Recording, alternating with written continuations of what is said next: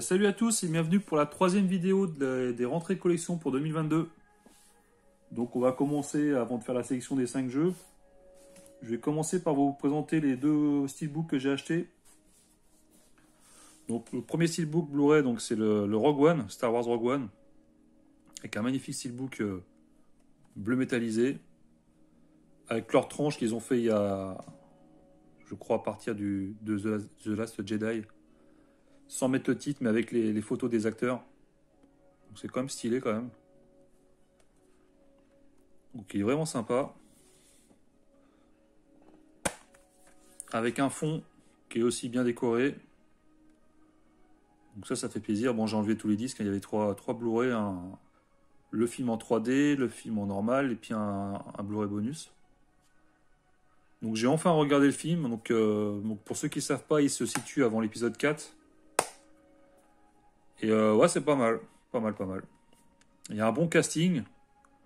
Donc franchement, un bon petit film Star Wars. Surtout à la fin, ça pète bien.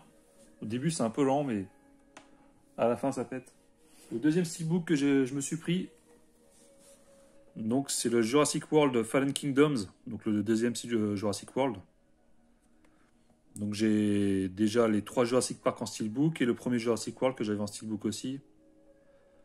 Donc comme ça, je les ai tous en steelbook, même si c'est pas la même série.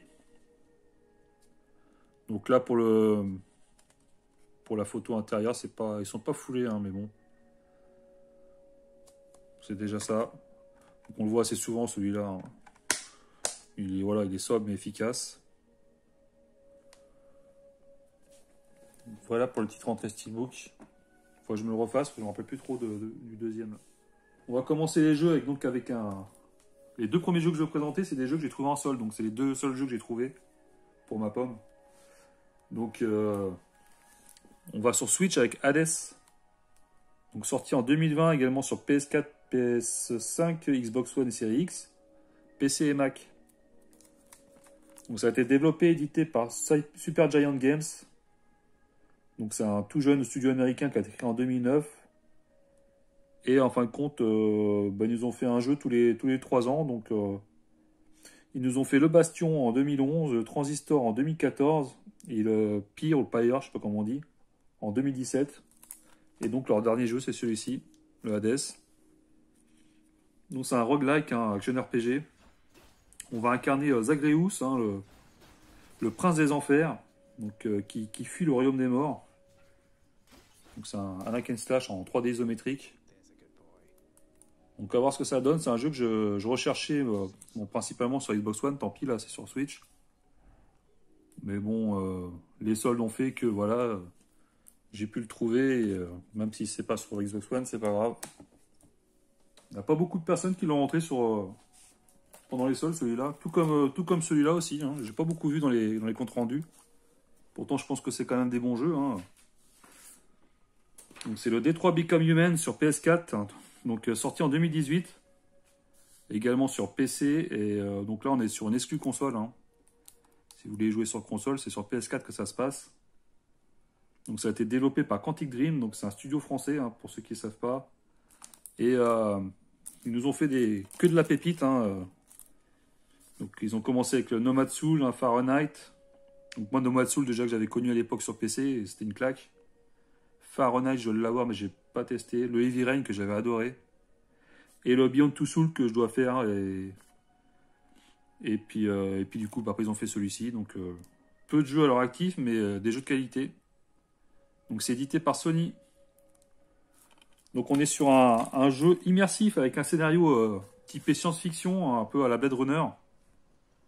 Donc pour ceux qui ont déjà joué à Heavy Rain ou d'autres, on est sur un type de jeu narratif avec des QTE, avec des choix de dialogue qui influent sur le scénario. Donc là, c'est vraiment le style de jeu propre à Quantic Dream. Hein. Donc ça peut plaire ou pas. Mais ça reste toujours une expérience hors du commun à faire. Hein. Moi, je sais que Heavy Rain m'avait beaucoup... pas bouleversé, mais m'avait marqué quand même. Donc là, on incarne 3 androïdes d'intérieur. Et puis qui commencent à ressentir des émotions. Et à se comporter de manière un peu irrationnelle. Donc Ça sent le bon scénario. Donc ça sera à faire le jour où j'aurai une PS4. Hein. Pour l'instant, c'est toujours pas le cas. Pas de Switch, pas de PS4. Je fais des provisions. Et on part sur 360 avec Sonic et Sega All-Star Racing avec Banjo et Kazooie. Donc c'est un jeu que Torfa avait rentré il y a pas longtemps. Donc c'est sorti en 2010 hein, également. Alors sur Mac PC, PS3, Wii, DS et même un peu plus tard sur téléphone portable. Donc ça a été développé par Sumo Digital. Donc ceux qui nous ont fait le O32 sur Xbox, notamment le Virtua Tennis 2009 et plus récemment Sackboy. Donc là c'est édité par Sega bien sûr.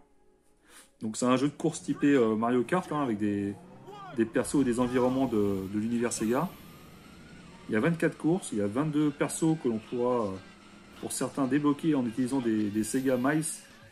Donc c'est des petites pièces qu'on récupère au fil du jeu dans les courses. Et dans les persos notamment, il y aura Ryo de Shenmue, BD Joe de Crazy Taxi, ou encore Billy Hatcher hein, pour les plus connus. Donc la petite particularité sur 360 bien sûr c'est la possibilité de jouer avec Banjo-Kazooie. Donc ça forcément c'est dû au rachat de Rare par Microsoft, hein, il n'y a pas de loup là-dessus. Et une autre version aussi qui est un peu différente, c'est sur la Wii, enfin différente. Au niveau du bundle, il y a un pack qui existe avec un volant bleu, donc, aux couleurs de Sega. Ensuite, le jeu sera suivi de sa suite, hein, le All-Star Racing Transform. Donc j'ai déjà parlé il y a pas si longtemps que ça. Donc je vais pouvoir comparer les deux versions. Il me semble que celui-ci n'est pas compatible sur Xbox One. Donc... No, God! No, God, please, no! No! No! No! Il va falloir que je me le fasse sur la 360. Alors, on part sur GBA avec le Roi Scorpion ou The Scorpion King Sword of Osiris. Donc avec The Rock en cover. Hein. Donc là, c'est une exclu GBA qui est sortie en 2002. Donc ça a été développé par WayForward Technologies. Donc ils nous ont fait le Shantae sur Game Boy Color en 2002, le fameux Alien Infestation sur DS en 2011, et l'excellent Batman l'Alliance des Héros sur la Wii et DS en 2010.